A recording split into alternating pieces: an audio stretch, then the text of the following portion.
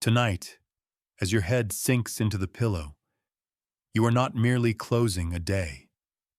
You are standing at a threshold, the threshold between waking and dreaming, between the noise of the world and the silence of eternity, between the self you have known and the self that waits to be born. This threshold is holy. It is a doorway that most walk through unconsciously, but Neville Goddard taught that it is in this very doorway that destiny is shaped. He called it the state akin to sleep, a twilight of consciousness, when the mind drifts from the bright logic of day into the deep ocean of the subconscious. During the day, your mind is restless. Thoughts scatter like leaves in the wind, pulled by duty, by fear, by habit, by memory. But now, as your breath slows, as your body grows heavy, something changes. The guards of logic step aside. The chatter of doubt grows faint, and the deeper mind awakens. That deeper mind is not passive. It is soil. It is womb. It is fertile ground. And what you place within it tonight will grow into the experience of tomorrow. Neville said, "Imagination is the beginning of creation. You imagine what you desire, you will what you imagine, and at last, you create what you will." So tonight is not ordinary. Tonight, you are not simply falling asleep. You are stepping into the temple of imagination. Pause and notice the stillness. Notice how the night holds you. Notice how silence gathers around your breath. This is not emptiness. This is presence. This is listening. The universe is listening. Not to your words, but to your state. Not to your begging, but to your being. And here's the truth. The universe does not give you what you want. It gives you what you accept as true. It mirrors what you embody. It reflects what you dare to claim in imagination.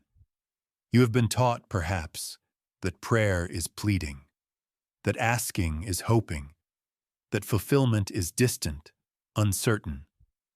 But Neville revealed a deeper truth. Prayer is assuming the wish fulfilled.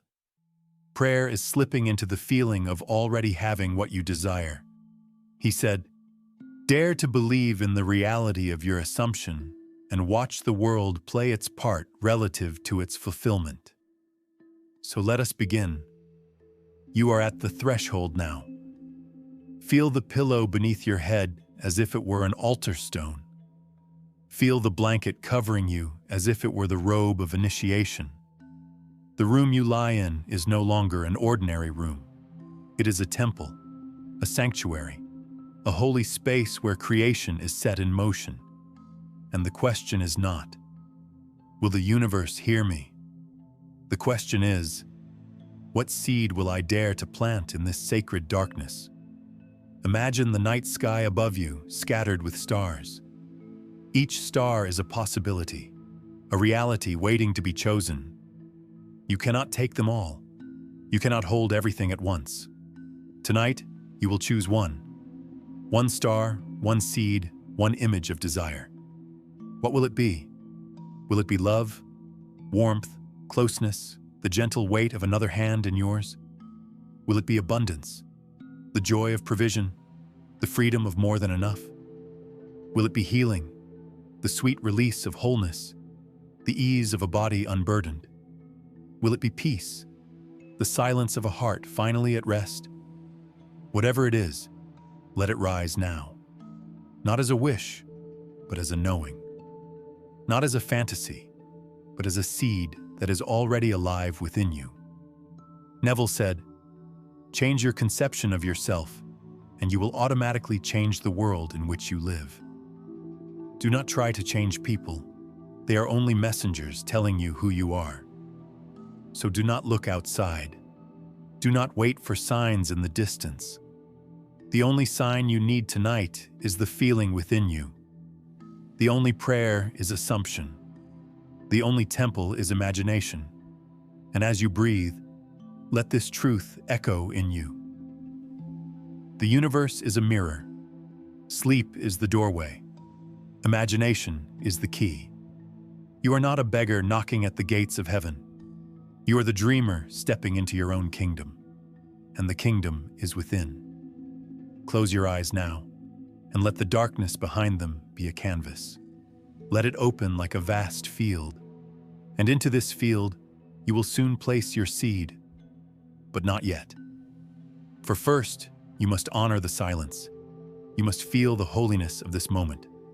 You must know with certainty that this is the ground where creation begins. So rest, so breathe, so surrender. And remember, tonight is not ordinary. Tonight you awaken to your power. Tonight you stand at the threshold of creation, and the threshold is waiting for you to step across. Now, beloved dreamer, let us walk deeper. The door has opened. The night is listening. The temple of imagination is before you. What you do now is not small. It is not casual. It is alchemy, the turning of unseen thought into seen experience. Neville Goddard revealed that this alchemy rests on a single law. Assumption creates reality. He said, "Assume the feeling of the wish fulfilled and act as though it were true." That is the secret. So how do you ask the universe before sleep? Not with desperate words, not with endless repetition, but with a sacred sequence, a rhythm of stillness, image, and feeling. Let us walk through it step by step. Step 1. Choose the seed. First, choose. One desire, clear and simple. One seed, not many. The subconscious is fertile, but it is not a field for scattering. If you plant too many seeds at once, the harvest becomes tangled. But when you choose one and plant it with care, it grows strong. Ask yourself now, what do I truly desire tonight? Not tomorrow, not next year, tonight. Do you long for companionship? Then choose the seed of love. Do you long for freedom? Then choose the seed of abundance. Do you long for vitality? Then choose the seed of healing. Do you long for peace? Then choose the seed of stillness. Let the choice rise from your heart, not your fear. Desire is not greed. Desire is life seeking fuller expression. And the desire that stirs most deeply within you is the one life itself longs to bring forth. Hold it now in your mind, not as a wish, but as a seed waiting to be planted. Step 2. Enter the state. Now, enter the state akin to sleep. Let your body grow heavy. Feel the mattress cradle you, as though the earth itself were holding you. Feel your breath slowing, deepening, softening. Let the day drift away, like waves pulling back from the shore. This state is sacred. Between waking and dreaming, the conscious mind softens and the subconscious opens. Neville said, "The subconscious accepts as true that which you feel to be true." Because creation is the result of subconscious impressions. You, by your feeling, determine creation. So you do not need effort. You do not need struggle. You only need relaxation, trust, surrender. This is why prayer is not striving. Prayer is letting go. Prayer is sinking into the silence with a vision alive in your heart. Breathe. Drift, enter the twilight. Step 3. Create the scene. Now, with the seed chosen and the state entered, create the scene. Do not build a long story. Do not try to force a detailed script. Choose instead a simple, vivid moment, one that implies your desire is already fulfilled. If you seek love, imagine not the whole romance, but the sweetness of a hand in yours, the quiet joy of presence. If you seek abundance, imagine not the bank account, but a friend smiling, saying, "I'm so happy for your success." If you seek healing, imagine not every detail of your body, but the feeling of walking freely, of breathing deeply, of ease. The subconscious does not need paragraphs. It responds to symbols. It does not need explanation. It responds to implication. So let your scene be short, clear, symbolic, like a key that opens the whole house. Now close your eyes and see it, not from a distance, but from within. Do not watch yourself holding the hand. Feel the hand. Do not see yourself receiving the news, hear the words. Do not imagine yourself walking, walk. Live inside the scene as though it were happening now. Step 4. Feel it real. This is the heart of the alchemy. Do not merely see the image, feel it real. Let the scene soak into your senses. Hear the tone of the voice, smell the air, touch the texture, taste the joy. Most of all, feel the emotion, the gratitude, the relief, the quiet certainty. Neville said, "It is not what you want that you attract. You attract what you believe to be true." So let the feeling be real. Not someday, not maybe. Now. Already. Complete. Let your heart whisper, "This is mine. This is done. This is who I am." And as you sink deeper, let that feeling cradle you, carry it into the descent of sleep, fall asleep as the one who already has what you desire. For the subconscious does not distinguish between the real and the imagined. It accepts the feeling as fact, and once impressed, it must express. And now, beloved dreamer, here is the final step. Let go. Do not clutch the image in fear. Do not hold the desire with desperation. Release it. Fall asleep in trust, knowing that the seed is planted. Neville said, "You plant a seed by imagining the state of your desire fulfilled, then leave it alone. You do not dig it up tomorrow to see if it is growing. You rest in the assumption, and the harvest comes by law. So trust the soil. Trust the night. Trust the subconscious that never fails. For just as the earth knows how to turn a buried seed into a tree, your deeper mind knows how to turn assumption into reality." Let me tell you a vision. A man lies in his small apartment. The rent is late. The cupboards are empty. The world tells him to despair. But before sleep, he closes his eyes and imagines. He imagines a friend's voice saying, "I'm so glad things have turned around for you." He feels the relief, the gratitude, as though the change had already come. Night after night, he sows the same seed, and within weeks, an opportunity arrives. Work, provision, abundance, flowing in ways he could not predict. The world calls it chance, but he knows it was planted in sleep. The harvest was born in imagination. So let this truth echo in you. You do not beg, you assume. You do not hope, you embody.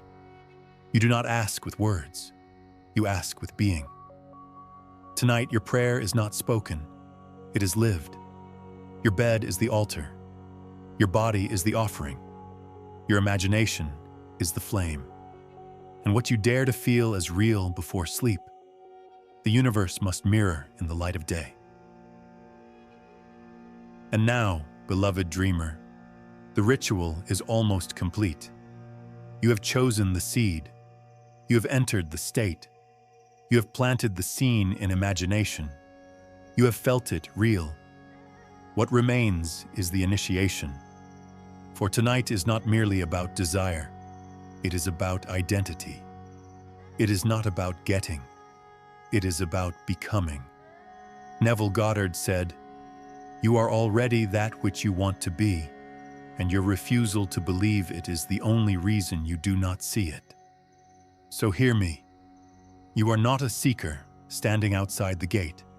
You are not a beggar waiting for favor. You are the creator, awakening to your own power. Sleep is not escape. Sleep is initiation. Every night, you pass through the underworld of dreams, and every morning, you rise resurrected into form. The question is, who will you be when you rise? Imagine now a scene. You find yourself walking through a dark forest. The moon above is full, its silver light spilling through the branches. The air is quiet, as though the whole world is holding its breath. You walk slowly, barefoot, the earth cool beneath your feet. Each step carries you deeper, away from the noise of the world, into the mystery of the unseen. At last you come to a clearing. In its center stands a pool, still as glass, shimmering with moonlight. This pool is no ordinary water. It is a mirror of possibility. You kneel beside it and gaze into its depths. At first, you see your reflection as it has always been, your present life, with its struggles and lacks. But as you keep looking, the reflection shifts. Slowly, silently, it changes.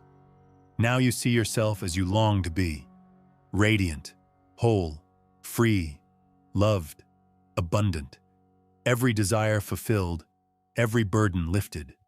And as you gaze, you realize, this is no fantasy. This is no future. This is your truest self, already alive, waiting for you to claim it. You reach into the water, and when you lift your hands, they are not empty. They hold the symbol of your desire. Maybe it is a key, maybe a ring, maybe a flame. Whatever it is, it shines in your hands, undeniable, real. And in that moment, you know, it was always yours. It was never far. It was never withheld. It was always waiting for you to see it, to feel it, to assume it. This is initiation. This is remembrance. This is the moment you become the one who already is. You stand now as the magician, the dreamer, the creator. Your imagination is the wand. Your feeling is the incantation. Your sleep is the sacred chamber where transformation completes itself. Neville said, "The world is yourself pushed out." Ask yourself what you want, and then assume the feeling of the wish fulfilled. Your assumption, though false if persisted in, will harden into fact, do you see? The world around you is only the hardened shadow of your inner assumption. Change the inner, and the outer must yield. This is law. This is certainty. This is alchemy. Let these truths be written in your soul. The universe mirrors what you assume. Sleep is the golden doorway where the seed is planted. Feeling is the language of the subconscious. You are not asking, you are becoming. You are not waiting, you are receiving. You are not small, you are infinite imagination embodied. Repeat them within, as a chant, as a drumbeat. Let them echo in your heart as you drift into dream. And now, trust. Let the body surrender. Let the mind dissolve, for the seed is planted, and the harvest is sure. Neville said, "To sleep in the assumption that you already are what you want to be is the way to outer wealth. So sleep tonight not as a seeker, but as a finder. Not as one who waits, but as one who knows. Not as one who asks, but as one who remembers. And when the dawn breaks, you will rise changed. For the world cannot resist the seed you have planted. Life itself bends to fulfill the image impressed upon the subconscious. So hear the blessing now. May your pillow be an altar. May your breath be a prayer. May your dreams be the forge of destiny. And when morning comes, may you awaken not to the world as it was, but to the world you have imagined it to be. Go, beloved dreamer. Close your eyes. Enter the temple. Ask the universe, not with words, but with certainty. For what you dare to assume in the silence of sleep, the universe must bring into the light of day. So be it. So it is.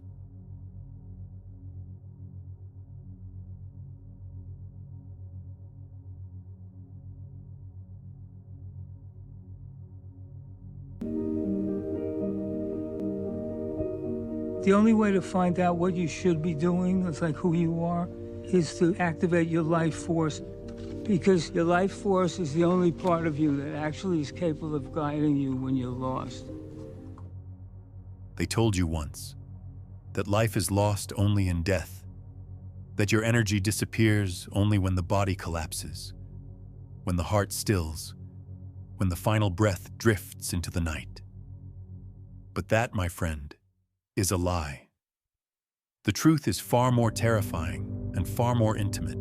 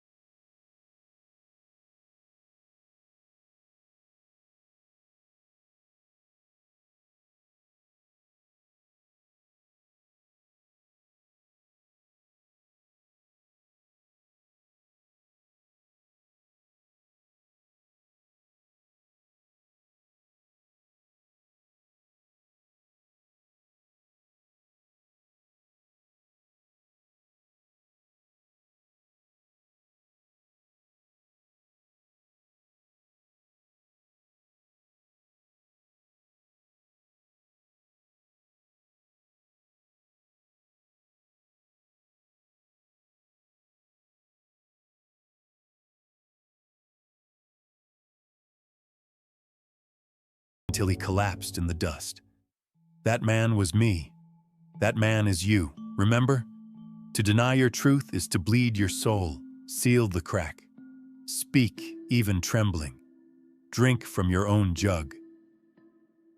The second leak is resentment, unspoken and festering. Each time you replay an old betrayal in your mind, each time you secretly curse another while smiling to their face, you allow a parasite to feed on your life force. This is the realm of the shadow, the rejected parts of the self you hide away. But what you resist does not vanish. It feeds in the dark, draining your vital essence. The old alchemists warned, what is not transformed is transmitted. And you, carrying your secret angers, transmit your very energy into the abyss. In dream, I saw a serpent coiled around a man's heart. Not biting, not killing, just tightening, slowly. His breath was shallow, his eyes dim. That serpent was his resentment. That serpent feeds on yours too. To release life force, forgive not because they deserve it, but because you deserve to breathe again. You cannot heal while clinging to poison. The third leak is attention stolen by the glowing screen. Every scroll, every dopamine jolt, every endless feed siphons off your sacred energy. Do you think you are merely passing time? Number, you are passing life. Attention is the currency of the soul. Where it flows, your energy goes. Jung said, what you pay attention to grows. And so, as you feed on shallow noise, the deeper roots of your being wither. I once dreamt of a vast library with golden books, yet the people wandered outside, staring at dust motes, dazzled by sparks of nothing. Their books rotted, unread, their wisdom wasted. That dream is not far from our world. Reclaim your attention. Guard it as the Grail. For every careless glance into the abyss of distraction is another pulse of life force stolen. The fourth leak is the company you keep. Yes, energy vampires are real. Not in the Gothic sense, but in the subtle way some people feed on your openness, your empathy, your light. Every time you abandon your boundaries, every time you say yes when you mean no, you hand over another slice of soul. The archetype here is the devouring mother or seductive predator, figures that do not give life, but consume it. They appear as friends, lovers, co-workers. They wear familiar faces, but their hunger is endless. Have you noticed how, after some encounters, you feel hollow, as if your chest is an empty cavern echoing with fatigue? That is no coincidence. That is a feeding. In myth, Persephone was dragged into the underworld by Hades. But the truth is, every day you may be dragged too, if you do not stand at the threshold with your own sword. Choose your circle. Protect your light. For who you give your presence to, you give your essence. The fifth leak is grief left unwept. We are told to move on, to be strong, to bury sorrow beneath routines. But what is buried alive does not die. It haunts. Uncried tears harden into stones in the body, and every day you carry them, they drain your vitality, just as carrying a heavy pack drains the muscles. The archetype here is the wounded child, the inner orphan who longs for your embrace. When you deny grief, you abandon that child in the dark. And abandoned children always cry out, draining energy until you turn to face them. I once walked in a dream through a forest of statues, each carved from salt. I touched one and it crumbled into tears. These statues were my unwept sorrows, standing guard over my heart. Grieve, cry, let the river flow. For every unwept tear is a fragment of soul frozen in time. Release it, and your life force will return like spring. The sixth leak is the endless measuring of yourself against others. Every time you scroll another's triumph, every time you envy their body, their success, their flame, you scatter your energy like seeds on barren ground. Comparison is a thief. It whispers, "You are not enough. You must strive, chase, perform." But in chasing another's path, you abandon your own. Jung spoke of individuation, the unique unfolding of your own essence unlike any other. But when you compare, you halt this process. You become a copy, and the original flame dims. In vision, I saw a hall of mirrors where people ran endlessly, trying to catch the reflection of another. They never noticed the door at the end of the hall, their own destiny, waiting. You lose life force not because others are greater, but because you scatter your gaze. Return your eyes to your path. Walk your own hall. The seventh leak is the most insidious, the refusal to rest. In a culture of constant doing, you run like a hunted animal, never pausing, never listening. And so the fountain of your life force runs dry. Rest is not laziness. It is the temple where your soul drinks. Without it, you sever from the archetype of the Great Mother, who restores and renews. You sever from the cycles of nature itself. In dream, I saw a man sprinting with a lantern, desperate to light the world. But the flame flickered, weaker, weaker, until it died. He never stopped to refuel. You too carry a flame. But unless you rest, unless you honor the rhythm of night and day, you will wake one morning with nothing left to give. Rest, breathe, let silence refill you. So here they are, the 7 ways your life force slips away. Unlived truth, hidden resentment, stolen attention, toxic bonds, unwept grief, endless comparison, relentless disconnection. Do you see now? Death is not the only thief. Life itself can be drained, silently, invisibly, by the patterns you ignore. But you are not doomed, for every leak can be sealed, every shadow can be faced, Every fragment of soul can be called home. You are not a cracked vessel. You are the Grail itself. You are not a dying flame. You are the eternal fire. So awaken. Guard your essence. Speak truth. Release grief. Rest deeply. And above all, remember, your life force is sacred. Do not squander it. Do not scatter it. Do not give it away to thieves. Reclaim it now. Reclaim it again tomorrow. Reclaim it until your cup overflows with the very power of life itself.